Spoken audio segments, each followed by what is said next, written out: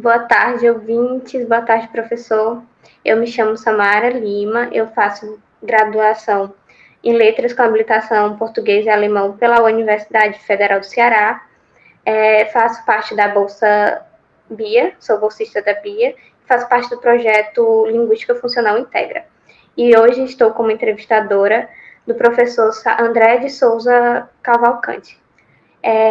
Ele que fez a sua graduação na Universidade Federal do Ceará em Letras, Português, Espanhol, e fez seu mestrado e doutorado também na mesma universidade, em Linguística, é docente de Letras Espanhol na Universidade Estadual do Ceará, tem como área de pesquisa a descrição e análise linguística, e mais especificamente nas cláusulas hipotáticas intercaladas e suas funções textual e discursivas. Também faz parte como editor assistente e editor de texto na revista Entre Palavras, que também é uma revista do Departamento de Letras Vernáculas da Universidade Federal. E eu gostaria de agradecer a presença, professor. É uma honra tê-lo com a gente e por ter aceitado o convite de participar do podcast. Eu gostaria de começar já com a primeira pergunta, que é do ponto de vista linguístico, o que significa o termo intercalação de oração? Bem, boa tarde a todos vocês que estão nos acompanhando nessa transmissão, nesse podcast.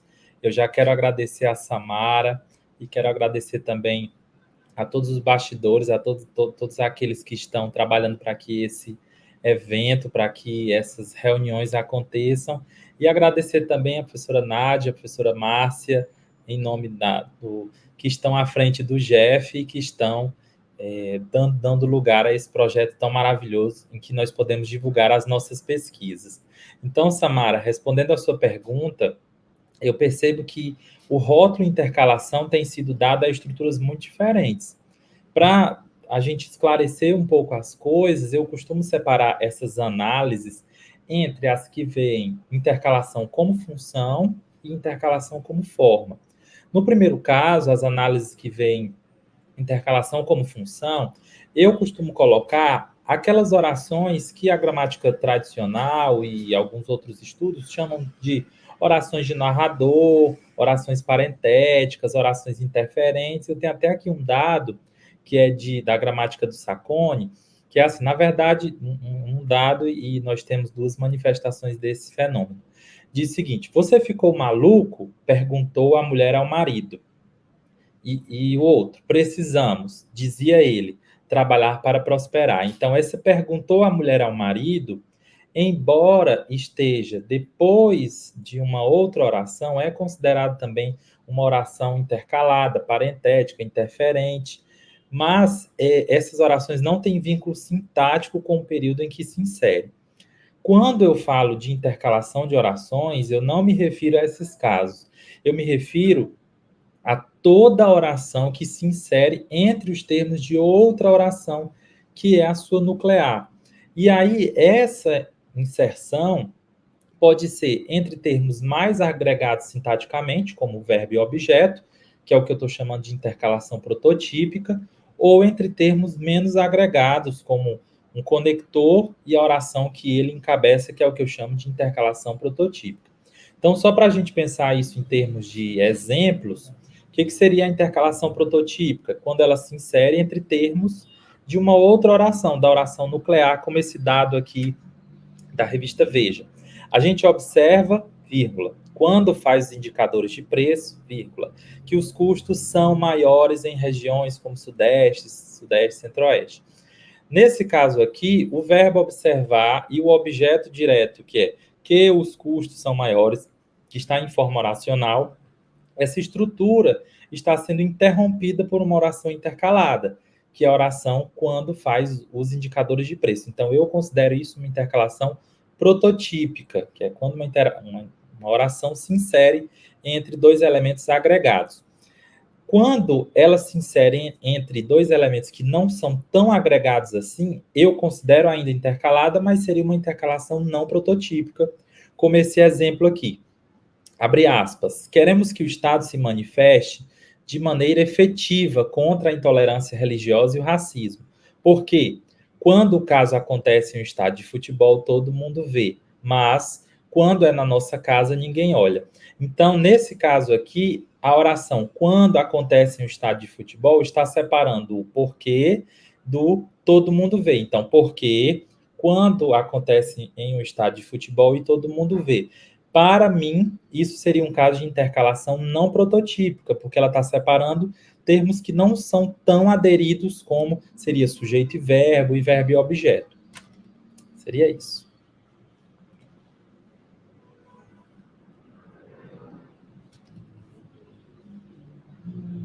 Só o microfone, Samara. Perdão. A próxima pergunta é: qual a vertente funcionalista você usa como base para estudar esse fenômeno e por quê? Então, para a definição de oração, eu uso a linguística sistêmico-funcional de Halliday, porque esse autor não deixa de fora elementos como vocativos, marcadores discursivos, conectores, ele não deixa isso de fora da oração. Esses elementos, em outras perspectivas, podem ser vistos como constituintes extra-oracionais, não fazendo parte da estrutura da cláusula. Para além de Halliday, que se insere no funcionalismo britânico, eu também me vale dos conceitos do funcionalismo norte-americano, seja para tratar as categorias linguísticas em perspectiva escalar, gradiente, seja para entender o estatuto da hipotasse, o que me permite analisar a interdependência e mobilidade dessas estruturas, seja para utilizar princípios que explicam os dados, como, por exemplo, iconicidade e marcação. Em relação à iconicidade, eu me valho dos critérios, por exemplo, de ordem de ocorrência e ordem reportada, que dispõe que as orações costumam a ser apresentadas na mesma ordem em que se deram os fatos. E eu também costumo utilizar o critério de proximidade e relevância, que estabelece essa relação entre a proximidade da oração e o termo que ela escopa. E aí, esses elementos, esses critérios, me ajudam a explicar a posição da intercalada dentro da oração nuclear. Já em relação ao princípio de marcação, ele me ajuda a entender o porquê de essas orações serem mais ou menos frequentes, a depender do contexto, com relação à variação no grau de complexidade cognitiva e estrutural que podem apresentar. Também em interface com a linguística cognitiva, com a qual há um diálogo muito profícuo no funcionalismo moderno, considero também a noção de prototipia, que afasta a visão de categorias discretas com elementos de traços absolutos. Muito obrigada por responder. E a próxima pergunta que eu tenho para o senhor é: ao estudar a intercalação de orações, o que significa falar em escalaridade e prototipia? Eu sei que o senhor já explicou um pouco sobre prototipia, mas você pode explicar também a diferença, ou se no que difere os dois termos, por favor. Uhum. Eu considero que as orações intercaladas não constituem um grupo coeso, um homogêneo, apesar de a gente falar com intercalação, mas eu considero que esse grupo não é coeso, não é homogêneo. Desde a minha tese, eu tenho defendido que a intercalação é um complexo domínio funcional. E esse domínio funcional pode se manifestar por várias formas, a depender da posição da oração. Então, que é o que eu chamo de locus, ou então lugar de intercalação, cada lugar onde essa oração está, se é entre sujeito e verbo, se é entre verbo e objeto, se é entre um marcador e a oração toda. Então, cada um desses lugares de intercalação, para mim, enseja funções textual discursivas diferentes. Então, cada lugarzinho desse teria uma função textual discursiva diferente. Por exemplo, se eu intercalo a oração depois de um nome, então, intercalando uma oração entre sujeito e verbo, eu estou contribuindo para a expansão do significado desse nome. Se eu intercalo depois de uma circunstância, eu crio um contexto de enumeração circunstancial. Aí, essa escalaridade ou essa gradiência de formas, então a gente pensa na língua como esse sistema dinâmico, né? Um sistema maleável, moldado, sensível às pressões do uso. Então, a gente não trata no funcionalismo as coisas como 0 ou 1 em termos binários. Nós sempre pensamos em uma escala, em uma gradiência, em termos de mais ou menos.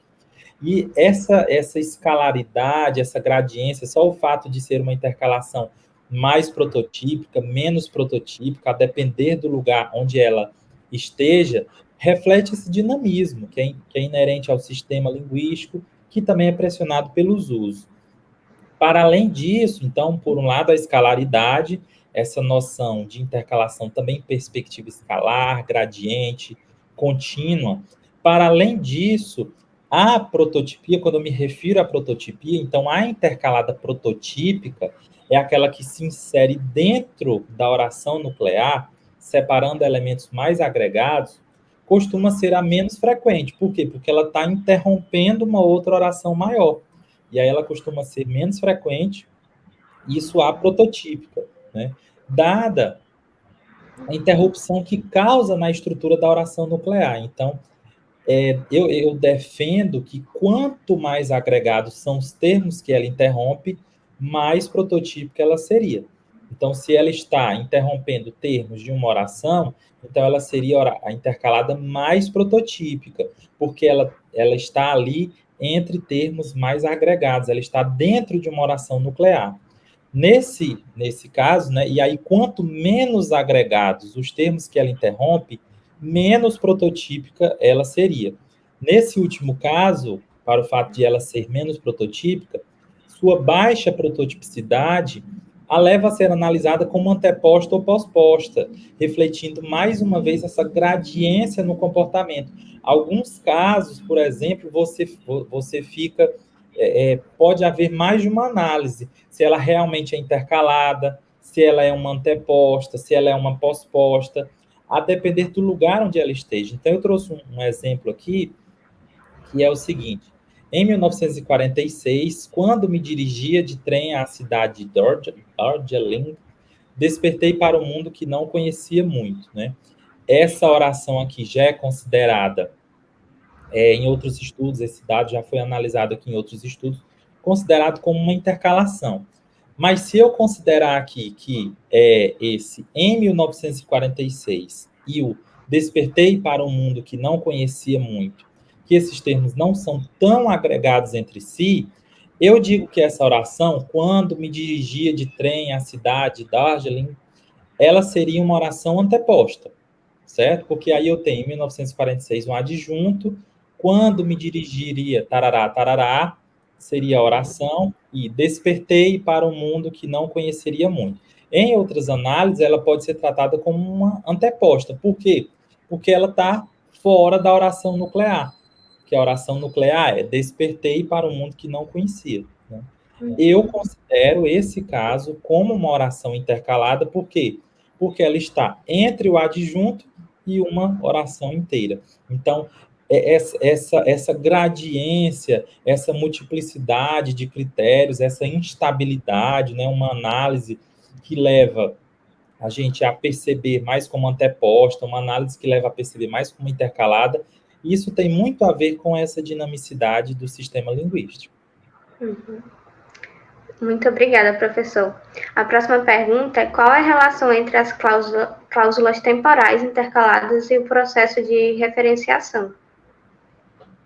Então, como eu falei, a depender do lugar em que essa oração vai se intercalar, a intercalada, a oração, pode exercer funções textual discursivas diferentes. Em um estudo que eu fiz, um artigo que eu publiquei apenas com as intercaladas entre sujeito e verbo, eu notei que elas podem exercer várias funções, e aqui eu percebi 9 funções, né? Só dessa intercalada entre sujeito e verbo. Então, ela pode, por exemplo, focalizar determinado recorte na linha evolutiva temporal de existência de um referente, pode restringir um referente, pode recategorizar, especificar, construir uma avaliação, retomar anaforicamente um referente, promover a topicalização de um referente, facilitar a referenciação tópica, explicitar uma mudança de perspectiva tópica. Então, todas essas funções relacionadas à referenciação. E aí eu trouxe um dado aqui também da revista Veja, que diz o seguinte: mas, depois de detidos, a punição, quando ocorre, é branda. Então, essa quando ocorre está intercalada entre a punição, que é o sujeito, e o é branda, que é a continuidade, a continuação da oração. Então, a punição, quando ocorre, é branda. Tem uma intercalação aqui entre sujeito e verbo. Essa intercalação, quando ocorre, faz-nos pressupor duas categorias de punição. Então, eu digo, a punição, quando ocorre. Isso me faz pressupor punições que ocorrem, mas me faz pressupor também punições que não ocorrem, que é o que a gente está chamando de injustiça. São as injustiças, né? São as punições que não ocorrem. Essa cláusula temporal restringe esse referente, punição. Eu estou restringindo, ou seja, do conjunto de todas as punições, das que não ocorrem, das que ocorrem, eu estou restringindo apenas as punições que ocorrem. E eu estou associando a primeira categoria das punições que ocorrem e recortando determinado marco temporal na sua evolução. Então, é como se eu tivesse a linha evolutiva desse referente punição e eu estou recortando ali o momento em que ela ocorre. Então, eu estou, nesse caso, restringindo, recortando um momento na linha temporal de existência desse referente. Então, essa é uma das análises, né, que eu posso fazer, que eu considero que a intercalada contribui para uma construção ou reconstrução referencial. Entendi. Muito obrigada. Eu tenho outra pergunta, que é, com base nesse último tópico, é possível estabelecer uma interface entre a linguística textual e o funcionalismo, no qual você se apoia para a descrição da intercalação de orações? Com toda certeza. Esse diálogo é muito bom, muito profícuo, muito maravilhoso entre correntes, porque essas correntes nos ajudam, cada um olhando para um aspecto da língua, nos ajudam a entender esse fenômeno de uma maneira mais ampla. E nesse ponto, eu retomo uma citação de duas pesquisadoras, Braga e Paiva, de 2007, que afirmam o seguinte, abre aspas: defendemos que um diálogo entre as duas, entre o funcionalismo e a linguística de texto, pode trazer contribuições para ambas, e que a incorporação de variáveis textuais é crucial para a explicação de uma vasta gama de fenômenos linguísticos. Embora possam partir de pontos distintos, a estrutura linguística, no caso das diferentes abordagens funcionalistas, e o texto, no caso da linguística textual, essas correntes inevitavelmente se encontram quando buscam não apenas descrever, mas principalmente explicar a forma e o uso da língua, tanto na sua modalidade falada como na escrita, e aí fecha aspas. Então, eu não posso deixar de negar que trabalhos como o meu, como eu apresentei e trouxe esses exemplos, se debruçam sobre microunidades da língua. Então, os exemplos que eu trouxe aqui para você, eu estava falando de sujeito, de verbo, de adjunto adverbial, isso no âmbito da cláusula. Então, eu não posso deixar de negar que trabalhos como o meu se debruçam sobre essas microunidades, microunidades sintáticas. Mas eu também não deixo de lado a inserção desses elementos em um contexto maior. Por quê? Porque essas orações, essas unidades, elas estão inseridas em um texto, elas estão inseridas em uma unidade mais alta e, de certa forma, elas contribuem, é como se fosse, até retomando uma das aulas da Nádia, na época do doutorado, a Nádia dizia que são as engrenagens, o que a gente está estudando são as engrenagens por trás do texto. É aquilo que está fazendo o texto andar, fazer sentido, essa conexão, essa junção, essa relação entre essas microunidades da sintaxe. E aí eu também estou retomando e fazendo uma homenagem muito merecida à professora Maria Helena de Moura Neves, né, que trouxe uma grande contribuição à linguística, e Neves, em um texto em que ela faz esse paralelo entre a linguística de texto e o funcionalismo, 2004, professora Maria Helena diz o seguinte: uma gramática funcional, abre aspas, uma gramática funcional, com efeito, faz a interpretação dos elementos que compõem as estruturas da língua, tendo em vista suas funções dentro de todo o sistema linguístico, e a interpretação do sistema, tendo em vista os componentes funcionais. Mas faz, acima de tudo, a interpretação dos textos, que são considerados as unidades de uso. Como está em Neves, 97, página 25, em referência às propostas do funcionalista Guivon, 1984, página 40, o que se põe sob observação é não apenas como o modo como se dá a concatenação das proposições, mas também as regras textuais a que as proposições devem ser submetidas para que não haja quebra da estrutura temática e para que haja coesão e coerência na composição linguística. Então, fecha aspas, essa seria a fala da professora Maria Helena. E aí agora a minha fala, né, com Neves, eu creio que, aí abre aspas e chama a Neves de novo, creio que as noções teóricas básicas de uma linguística de texto estão contidas nas proposições teóricas do funcionalismo linguístico. Fecha aspas. Como a linguística de texto, então aí eu volto para a minha fala, né? Como a linguística de texto também se vale de outros pressupostos compartilhados com outras correntes, a linguística de texto também tem criado os seus próprios pressupostos, os seus próprios critérios, é muito frutífero termos vertentes de análise linguística que se debruçam de maneira imediata sobre uma unidade analítica e que, de mãos dadas, mostram essa visão global de um objeto maior, que é o objeto que nós analisamos, que é a língua como ela é, a língua em uso, os textos, os dados de uso efetivo. Muito obrigada, professor. Eu amei a mini aula, praticamente. Agradecer novamente a participação do senhor. Eu queria perguntar se tem em algum lugar disponível o projeto do senhor, o trabalho, as teses do senhor, para a gente colocar depois e ofertar para quem quiser procurar. O senhor sabe onde se fica disponível ou não? Sim, sim, todos os meus trabalhos estão divulgados. A minha tese está disponível no repositório da UFC, né, no banco de tese da UFC de 2020, se eu não me engano. E lá eu detalho essa questão, cada exemplo, como é que eu construo esse conceito, eu rediscuto, né, esse conceito de intercalação. Então, a minha tese está lá disponível no repositório da UFC. E eu tenho também alguns artigos que eu publiquei sobre esse tema, inclusive esse sobre a referenciação entre sujeito e verbo, né, na revista Gragoatá. Tem também um artigo que está na revista Linguística, certo? Então, está tudo disponível, colocando lá meu nome, Sávio André, ou Sávio Cavalcante. Intercalação já vai aparecer. Muito obrigada.